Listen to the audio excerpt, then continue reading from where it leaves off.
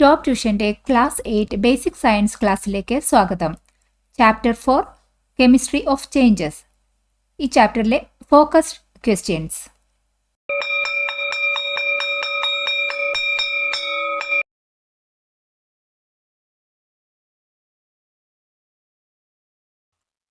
Question: how can we tell if a change is fast or slow? ഒരു change നടന്നു, അത് fast ആണോ slow ആണോ എന്നൊക്കെ നമ്മൾ എങ്ങനെയാണ് തീരുമാനിക്കുന്നത്? ഒരു ചേഞ്ച് നടന്നാൽ അത് ഫാസ്റ്റ് ആണോ സ്ലോ ആണോ എന്നൊക്കെ നമ്മൾ പറയുന്നത് ആ ചേഞ്ച് നടക്കാൻ എത്ര സമയമെടുത്തു എന്ന് നോക്കിയിട്ടാണ്. ചില ചേഞ്ചസ് നടക്കാൻ കുറേ സമയമെടുക്കും, ചില ചേഞ്ചസ് പെട്ടെന്ന് നടക്കും. എക്സാമ്പിൾ ഇവിടെ നോക്കുകയാണെങ്കിൽ നമ്മളൊരു ഗ്യാസ് സ്റ്റൗ കത്തിക്കുമ്പോൾ പെട്ടെന്ന് അങ്ങോട്ട് കത്തുകയാണ് ചെയ്യുന്നത്. അല്ലെങ്കിൽ ബേസ്റ്റിംഗ് ഓഫ് ക്രാക്കേഴ്സ്, അല്ലെങ്കിൽ ഒരു ബലൂൺ ഊതി വീർപ്പിച്ച ഒരു ബലൂൺ നമ്മൾ പൊട്ടിക്കുകയാണ്. അങ്ങനത്തെ ഉള്ള ചേഞ്ചസ് ഒക്കെ നടക്കുന്നത് എർത്ത് അതൊക്കെ എക്സാമ്പിളാണ്. പെട്ടെന്ന് നടക്കുന്ന റിയാക്ഷൻസ് ആണ്, ചേഞ്ചസ് ആണ്. ഇവിടെ അടുത്ത സ്ലോ ആയിട്ട് നടക്കുന്ന കുറേ ചേഞ്ചസ് നമുക്ക് കാണാം. ജെർമിനേഷൻ ഓഫ് സീഡ്, ഒരു വിത്ത് മുളച്ച് വരാനായിട്ട് അത് അതിൻ്റെതായ സമയമെടുക്കും, സ്ലോ ആണ്.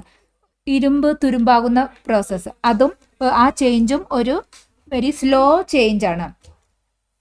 ഒരു ചേഞ്ച് നടക്കുന്ന ഫാസ്റ്റ് ആണോ സ്ലോ ആണോ എന്നൊക്കെ തീരുമാനിക്കുന്നത് അതിൻ്റെ സ്പെസിഫിക് സബ്സ്റ്റൻസ്, അതിനകത്ത് ഇൻവോൾവ് ചെയ്തിരിക്കുന്ന സബ്സ്റ്റൻസിൻ്റെ കണ്ടീഷൻ അനുസരിച്ചിട്ടും സപ്പോർട്ടിങ് കണ്ടീഷൻസ്, അത് റിയാക്ഷൻസ് അല്ലെങ്കിൽ ആ ചേഞ്ചസ് നടക്കാനുള്ള ഫേവറബിൾ കണ്ടീഷൻസ് ഒക്കെ അനുസരിച്ചിട്ട് ഈ ചേഞ്ചസിൻ്റെ സ്പീഡ് മാറാം. Question: what happens to the distance between the particles and energy when a solid is heated? ഒരു സോളിഡ് ഹീറ്റ് ആക്കുമ്പോൾ ഡിസ്റ്റൻസ് ബിറ്റ്വീൻ ദ പാർട്ടിക്കിൾസിനും പാർട്ടിക്കിളിൻ്റെ എനർജിക്കും എന്താണ് സംഭവിക്കുന്നത്? Answer: when a solid is heated, solid heat ചെയ്യുമ്പോൾ നമ്മളെന്താ ഹീറ്റ് എനർജി കൊടുക്കുകയാണ് ചെയ്തിരിക്കുന്നതല്ലോ.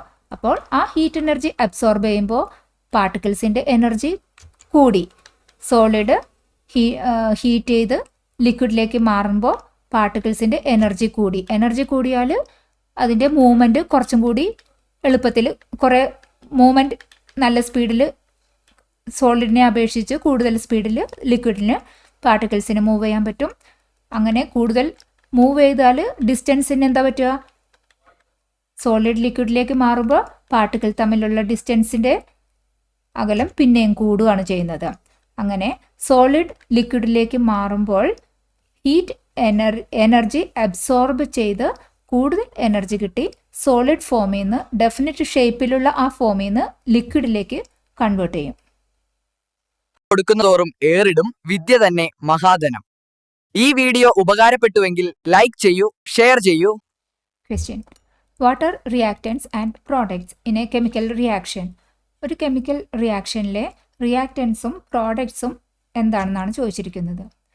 ഒരു കെമിക്കൽ റിയാക്ഷൻ നടക്കുമ്പോൾ റിയാക്ഷൻ നടക്കാൻ വേണ്ടിയിട്ട് നമ്മൾ എടുത്ത സബ്സ്റ്റൻസ്, അതാണ് റിയാക്റ്റൻസ് എന്ന് അറിയപ്പെടുന്നത്.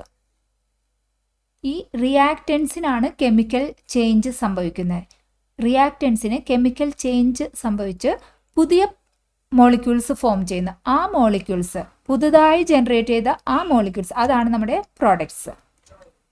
എക്സാമ്പിൾ നോക്കുകയാണെന്നുണ്ടെങ്കിൽ കെമിക്കൽ റിയാക്ഷൻ മെഗ്നീഷ്യവും ഹൈഡ്രോക്ലോറിക് ആസിഡും തമ്മിലുള്ള കെമിക്കൽ റിയാക്ഷൻ. അപ്പോൾ നമ്മൾ എടുത്തത് ഏതൊക്കെയാണ്? മെഗ്നീഷ്യവും ഹൈഡ്രോക്ലോറിക് ആസിഡ്. അപ്പോൾ മെഗ്നീഷ്യവും ഹൈഡ്രോക്ലോറിക് ആസിഡുമാണ് നമ്മുടെ റിയാക്റ്റൻസ്. റിയാക്ഷൻ നടന്നു കഴിഞ്ഞാൽ നമ്മൾക്ക് കിട്ടുന്നത് മെഗ്നീഷ്യം ക്ലോറൈഡും ഹൈഡ്രജനുമാണ്. അപ്പോൾ നമ്മുടെ products magnesium chloride and hydrogen gas. Question: how can we observe that A chemical reaction has occurred? നമ്മൾ ഒരു കെമിക്കൽ റിയാക്ഷൻ നടന്നു എന്ന് നമ്മളെ മനസ്സിലാക്കിക്കുന്ന സാഹചര്യങ്ങൾ ഏതൊക്കെയാണെന്നാണ് ചോദിച്ചിരിക്കുന്നത്. കെമിക്കൽ റിയാക്ഷൻ നടന്നാൽ കുറച്ച് ചേഞ്ചസ് ഉണ്ടാകും. അപ്പോൾ ഏതൊക്കെ വിധത്തിൽ കൂടെ നമുക്ക് കൺക്ലൂഡ് ചെയ്യാൻ പറ്റും ഒരു കെമിക്കൽ റിയാക്ഷൻ അവിടെ നടന്നു എന്ന്? ഒന്ന്, new substances are formed. Chemical reaction നടന്നാൽ പുതിയ സബ്സ്റ്റൻസ് ഫോം ചെയ്ത ഒരു ഫീലിംഗ് ആണ് അവിടെ വരുന്നെങ്കിൽ കെമിക്കൽ റിയാക്ഷൻ നടന്നു എന്ന് നമുക്ക് ഐഡൻറ്റിഫൈ ചെയ്യാം. ചില കേസിൽ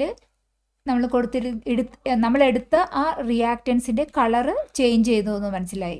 അങ്ങനെയാവുമ്പോൾ നമുക്ക് മനസ്സിലായി കെമിക്കൽ റിയാക്ഷൻ നടന്നു, വേറെ ഏതോ ഒരു പ്രോഡക്റ്റ് അവിടെ സംഭവിച്ചു, അതൊരു കെമിക്കൽ ചേഞ്ച് ആണെന്ന് ഐഡൻറ്റിഫൈ ചെയ്യാം. Next, release or absorption of heat. Reaction നടന്നു കഴിഞ്ഞപ്പോൾ ടെമ്പറേച്ചറിന് ചേഞ്ച് വരിക, അതായത് ഒന്നുമില്ലെങ്കിൽ ടെമ്പറേച്ചർ കൂടുക അല്ലെങ്കിൽ കുറയുക. ആ കേസ് ആണെന്നുണ്ടെങ്കിലും ഒരു കെമിക്കൽ റിയാക്ഷൻ നടന്നു എന്ന് നമുക്ക് മനസ്സിലാക്കാം. എൻഡോതെർമിക്കും എക്സോതെർമിക്കും റിയാക്ഷൻ നടക്കുമ്പോൾ ടെമ്പറേച്ചർ കൂടിയാൽ, അതായത് ആ റിയാക്ഷൻ ഒരു ഹീറ്റ് ജനറേറ്റ് ചെയ്ത ഒരു കെമിക്കൽ റിയാക്ഷനാണ് നടന്നത്. അപ്പോൾ ചൂട് കൂടിയപ്പോൾ നമുക്ക് മനസ്സിലായി ഒരു കെമിക്കൽ റിയാക്ഷൻ നടന്നു എന്ന്. അല്ല, ചില കേസിൽ ചൂട് ചുറ്റുപാടിൽ നിന്നും എടുത്തിട്ട് കെമിക്കൽ റിയാക്ഷൻ നടക്കും. അന്നേരം ആ ബീക്കറിൻ്റെ ടെമ്പറേച്ചർ ലെവല് കുറയും, അതായത് തണുക്കും. അങ്ങനെ ടെമ്പറേച്ചർ ഡിഫറൻസ് നോക്കിയും നമുക്ക് കെമിക്കൽ റിയാക്ഷൻ നടന്നു എന്ന് കൺക്ലൂഡ് ചെയ്യാൻ പറ്റും. ചില കേസിൽ ഗ്യാസസ് ജനറേറ്റ് ചെയ്യും. ഗ്യാസ് ജനറേറ്റ് ചെയ്യുമ്പോൾ അവിടെ ഒരു കെമിക്കൽ റിയാക്ഷൻ നടന്ന് ഗ്യാസ് ജനറേറ്റ് ചെയ്തു, നമ്മളൊരു ബേണിംഗ് മാച്ച് സ്റ്റിക്കോ ഒക്കെ കാണിച്ചിട്ടുണ്ടെങ്കിൽ അതിൻ്റെ ക്യാരക്ടറിസ്റ്റിക്സ് അനുസരിച്ചിട്ട് നമ്മൾ ഒരു ജനറേറ്റഡ് ഗ്യാസ് ഉണ്ടെന്ന് മനസ്സിലാക്കി അപ്പോൾ ഒരു കെമിക്കൽ റിയാക്ഷൻ നടന്നു എന്നും നമുക്ക് മനസ്സിലാക്കാൻ പറ്റും. ചില കേസിൽ ടെസ്റ്റ് ട്യൂബിന് ചില പ്രസിപ്പിറ്റേറ്റ്സ് നമുക്ക് ഇങ്ങനെ കാണാൻ പറ്റും, അതായത് സോളിഡ് ഫോമിലേക്കുള്ള കൺവേർഷൻ നടന്നവിടെ. അപ്പോൾ കെമിക്കൽ റിയാക്ഷൻ നടത്തി സോളിഡ്സ് ഇങ്ങനെ പ്രസിപ്പിറ്റേറ്റ് ആയി വന്നാലും നമുക്ക് കൺക്ലൂഡ് ചെയ്യാൻ പറ്റും ഒരു കെമിക്കൽ റിയാക്ഷൻ അവിടെ നടന്നു എന്ന്. Question, what happens when quicklime reacts with water? Quicklime വാട്ടറുമായിട്ട് റിയാക്ട് ചെയ്താൽ എന്താണ് സംഭവിക്കുന്നത്? അതൊരു എക്സോതെർമിക് അല്ലെങ്കിൽ എൻഡോതെർമിക് റിയാക്ഷൻ ഏതാണെന്നാണ് ചോദിച്ചിരിക്കുന്നത്. ക്വിക്ക്ലൈം വെള്ളവുമായിട്ട് റിയാക്ട് ചെയ്താൽ നമുക്ക് കിട്ടുന്നത് സ്ലേക്കഡ് ലൈമാണ്. അതായത് ക്വിക്ക്ലൈം കാൽഷ്യം ഓക്സൈഡ് വാട്ടറുമായിട്ട് റിയാക്ട് ചെയ്യുമ്പോൾ കാൽഷ്യം ഹൈഡ്രോക്സൈഡ്, സ്ലേക്കഡ് ലൈം. അതിൻ്റെ കൂടെ നമുക്ക് കിട്ടുന്നത് ഹീറ്റ് ജനറേറ്റ് ചെയ്ത റിയാക്ഷൻ ആകുമ്പോൾ ഇതിനെന്താ പറയുക? Exothermic reaction. നമ്മൾ തൊട്ടുനോക്കിയിട്ടുണ്ടെങ്കിൽ ബീക്കർ തൊട്ടുനോക്കിയാൽ നമുക്കൊരു ചൂട് ഫീൽ ചെയ്യും, അതായത് ഈ റിയാക്ഷൻ നടന്നു കഴിഞ്ഞപ്പോഴേക്കും ഹീറ്റ് എനർജി റിലീസ് ചെയ്യപ്പെടുന്നു. സോ ഈ റിയാക്ഷൻ ഒരു എക്സോതെർമിക് റിയാക്ഷൻ ആണ്.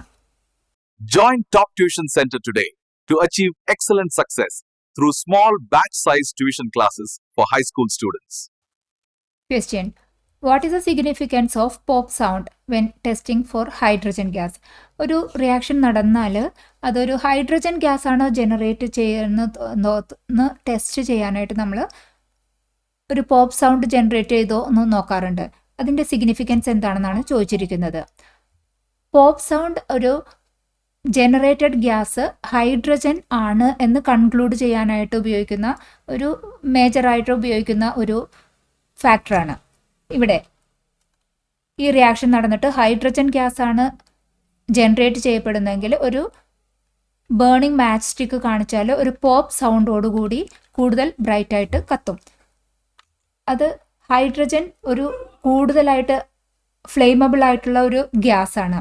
അപ്പോൾ ജനറേറ്റ് ചെയ്ത ആ ഹൈഡ്രജൻ ഈ മാച്ച് സ്റ്റിക്കിനെ കൂടുതൽ ബേണിംഗ് സിറ്റുവേഷനിലേക്ക് ആക്കാൻ പറ്റും. അപ്പോൾ ഇഗ്നൈറ്റ് റാപ്പിഡ്ലി കൂടുതൽ ബ്രൈറ്റ് ആയിട്ട് ഈ പോപ്പ് സൗണ്ടോടുകൂടി കത്തും. അപ്പോൾ ആ പോപ്പ് സൗണ്ട് കണ്ടാൽ നമ്മൾ പറയും ഈ ജനറേറ്റഡ് ഗ്യാസ് ഹൈഡ്രജൻ ആണ്. ഇത് ഒരു ഹൈഡ്രജൻ ആണ് ജനറേറ്റ് ചെയ്തതെന്ന് കൺക്ലൂഡ് ചെയ്യാനുള്ള ഒരു ഇഫക്റ്റീവ് ആയിട്ടുള്ള മെത്തേഡാണ്. Question, can all changes be reversed? Give examples. എല്ലാ ചേഞ്ചസും റിവേഴ്സ് ചെയ്യാൻ പറ്റുന്നതാണോ? എക്സാമ്പിൾ വെച്ചിട്ട് വിശദമാക്കുക. Answer, no. All changes can not be reversed. എല്ലാ ചേഞ്ചസും നമുക്ക് റിവേഴ്സ് ചെയ്യാൻ പറ്റില്ല. Physical changes are often reversible. Physical ചേഞ്ചസിനെ നമുക്ക് മിക്കവാറും സമയത്ത് നമുക്ക് റിവേഴ്സ് ചെയ്യാൻ പറ്റും. എക്സാമ്പിൾ, സോളിഡ് സ്റ്റേറ്റിലുള്ള ഐസിനെ നമുക്ക് ചൂടാക്കിയിട്ട് വെള്ളത്തിലേക്കാക്കാം, അല്ലെങ്കിൽ വെള്ളം മാതിരിയുള്ള ഫോമിലുള്ള ആ വെള്ളത്തിനെ തണുപ്പിച്ച് നമുക്ക് സോളിഡ് സ്റ്റേറ്റിലേക്കാക്കാം. അങ്ങനെ ഫിസിക്കൽ ചേഞ്ചിനെ നമുക്ക് അങ്ങോട്ടും ഇങ്ങോട്ടും മാറ്റാൻ പറ്റും. പക്ഷേ കെമിക്കൽ ചേഞ്ചസ് ജനറലി റിവേഴ്സ് ചെയ്യാൻ പറ്റില്ല. ഇവിടെ ഒരു വുഡ് കത്തുന്നതോ അല്ലെങ്കിൽ അയൺ റസ്റ്റിംഗ് വെച്ചിട്ട് റസ്റ്റ് ഫോം ചെയ്തു കഴിഞ്ഞാൽ അതിനെ നമുക്ക് റിവേഴ്സ് ചെയ്യാൻ പറ്റില്ല. സോ ജനറലി പറയുവാണെന്നുണ്ടെങ്കിൽ physical changes most of the time നമുക്ക് റിവേഴ്സ് ചെയ്യാൻ പറ്റും. കെമിക്കൽ ചേഞ്ചസ് റിവേഴ്സ് ചെയ്യാൻ പറ്റില്ല. Subscribe to this channel for more videos like this. Question: How does energy relate to chemical changes? ഈ കെമിക്കൽ ചേഞ്ചസുമായിട്ട് എങ്ങനെയാണ് എനർജി റിലേറ്റ് ചെയ്തിരിക്കുന്നത് എന്നാണ് ചോദിച്ചിരിക്കുന്നത്.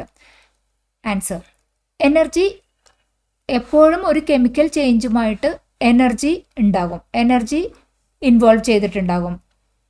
കെമിക്കൽ ചേഞ്ച് നടക്കുമ്പോൾ ഒന്നുമില്ലെങ്കിൽ എനർജി എടുക്കും, അല്ലെങ്കിൽ ഏതെങ്കിലും ഒരു ഫോമിലുള്ള എനർജി റിലീസ് ചെയ്യും. ചില കെമിക്കൽ റിയാക്ഷൻസ് എനർജി എടുത്ത റിയാക്ഷൻ എക്സാമ്പിൾ നോക്കുകയാണെങ്കിൽ എൻഡോതെർമിക് റിയാക്ഷൻസ് ഹീറ്റ് എനർജിയാണ് ഇവിടെ എടുക്കുന്നത്. ഫോട്ടോസിന്തസിസ് നോക്കുകയാണെങ്കിൽ ലൈറ്റ് എനർജിയാണ് ഇവിടെ അബ്സോർബ് ചെയ്യുന്നത്.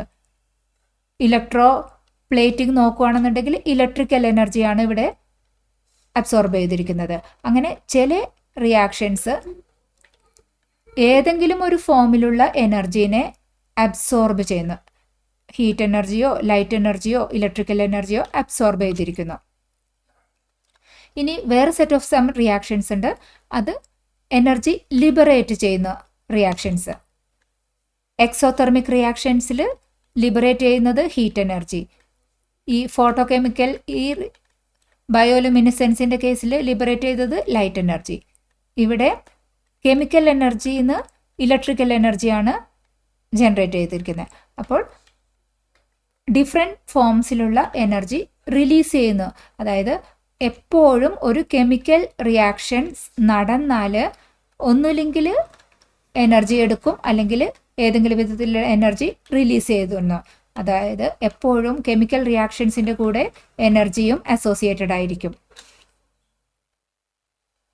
പാലക്കാട് നിവാസികളെ ഞങ്ങളുടെ ക്ലാസ് റൂം ട്യൂഷനിലേക്ക് സ്വാഗതം ചെയ്യുന്നു.